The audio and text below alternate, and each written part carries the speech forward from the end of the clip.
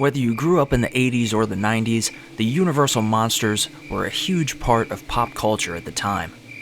They were referenced in shows, movies, commercials, and just about every aspect of pop culture you could think of. Every year for Halloween, I'd lay in front of the television for hours upon hours, stuffing my face with candy and watching AMC's Monsterfest, which would eventually become Fearfest, as it's still known as today. For years, they have been resting silently in peace. Only this October, the most famous monsters of all time aren't resting so peacefully. AMC's Monsterfest, the classics come alive. In those days, the majority of the horror movies featured in those marathons were black and white classics like Frankenstein, The Wolfman, and Dracula. The obsession kids had with horror back then extended beyond the classic films and into modern-day television with shows like Goosebumps and Are You Afraid of the Dark? Eventually, Full Moon Pictures, the production company behind lower-budget cult horror series Puppet Master, came up with the idea to combine the horror movie monsters of the 30s and 40s with the kid-friendly creepiness of Goosebumps. What resulted was a very short-lived series called Filmonsters. It was a series that would show retellings of the classic monster stories, all geared towards a younger audience, in a short TV episode-length format. Despite how interesting an idea this has always seemed to me, only 2 films were produced back in October of 1998. Those 2 films were Frankenstein Reborn and The Werewolf Reborn. I'll never forget coming across both of these on VHS back in the day at my local Blockbuster, and always being frustrated because both were usually already rented out, especially The Werewolf Reborn. For whatever reason, I was only ever able to rent that video once in all my years going to Blockbuster Video, as it was literally always out when I'd look for it, and trust me, I looked for it a lot. Once I was finally able to see Werewolf Reborn, it was a pretty special night for me, and it honestly scared the living shit out of me.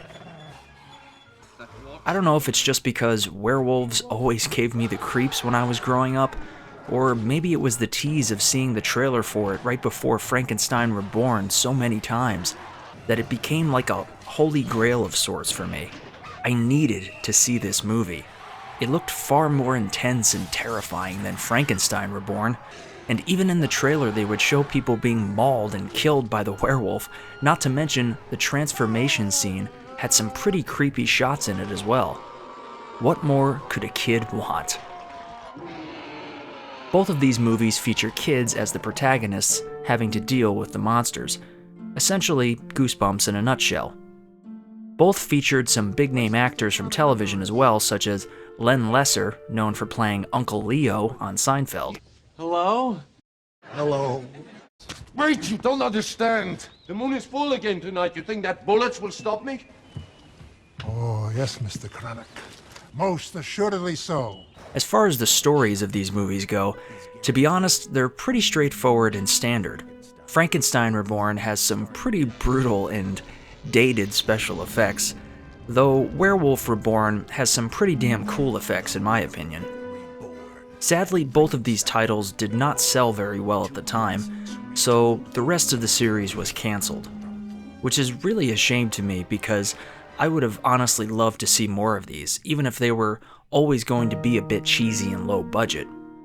Seeing the posters for episodes that never got made just leaves me annoyed at the fact that Full Moon couldn't generate enough interest to follow through.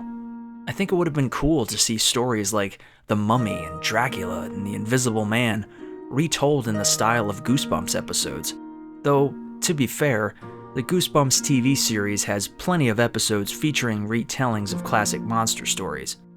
Filmonsters just feels like a fascinating cult thing that very few people seem to remember, and I think that makes it more appealing to revisit.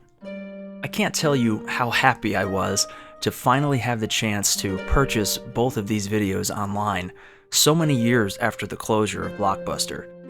For a long time, these VHSs were so rare that you would have had to pay an arm and a leg to buy them. But thankfully, after playing the waiting game for a while, I was able to pick up both off of Amazon, and I've kept them proudly sat on my shelf ever since. Every fall season, I always find time to bust out the VCR and pop both of these in for a great 80-minute nostalgia trip. Both of these titles are available on DVD, though from what I've seen, only in Europe with non-US region coding. And for whatever reason, the opening and closing credits are removed, and both episodes are combined into one long episode. From what I can gather, also missing are the bizarre coming attractions for other creepy full moon horror movies for kids that the VHS versions had. That trailer for Phantom Town in particular always gave me the creeps. It's your soul that it wants.